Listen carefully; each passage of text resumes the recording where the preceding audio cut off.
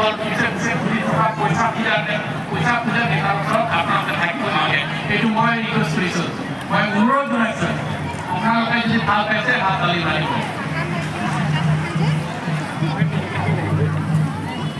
যি চৰকাৰে আমাক সুন্দৰভাৱে বৰ্তমানলৈকে চলাই আছে, সেই চৰকাৰৰ লগত কাউন্সিলো আছেও আৰু আপোনালোকৰ নিশ্চয় আছে আৰু থাকিব না। হাত তালি মাৰক। গতিকে কোনো কথা নাই, এতিয়া দুনিয়া লাম্বা চৌৰা লেকচাৰ মাৰি লাভ নাই।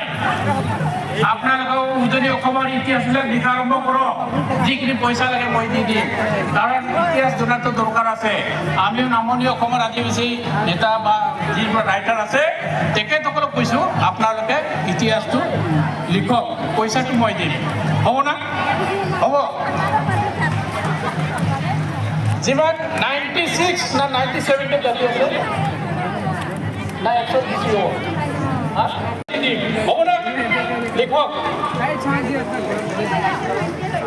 সুন্দৰ এটা হোষ্টেল আছে, আমাৰ ভাষা আছে, কালচাৰ আছে, ইতিহাস আছে, গোটেইখিনি আছে। মানে ইয়াতে যে আমাৰ জনশ্ৰুতি আছে, আজিৰ দিনত মই নিজ চকুৰে দেখিলোঁ, ভাল লাগিছে।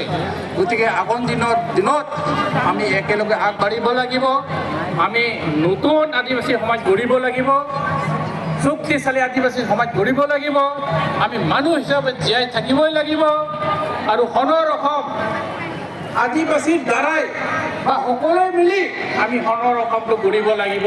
তাৰ কাৰণে আপোনালোকে এবাৰ তালিটো মাৰক। তো মই আৰু বেছি দীঘলীয়া হ'ব বিচৰা নাই, যিহেতু আমাৰ মাজত সময়টো তাকৰীয়া হৈ আছে বা যথেষ্টখিনি আপোনালোকে কষ্ট কৰিছে, ভাল লাগিছে।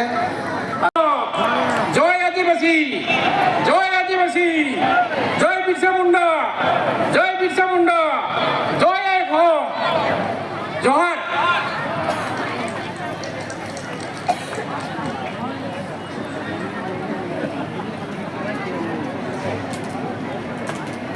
সম্মানীয় জ্ঞাতি রাইজ, মঞ্চে উপস্থিত মুখ্য অতিথি সম্মানীয় মন্ত্রী প্রশান্ত ফুকন ডাঙরিয়া, অতিথিমান মঞ্চে উপস্থিত সম্মানীয় সাংবাদিক বন্ধুরা, আপনি বক্তব্য শুন পাইলি আমাদের আদিবাসী উন্নয়ন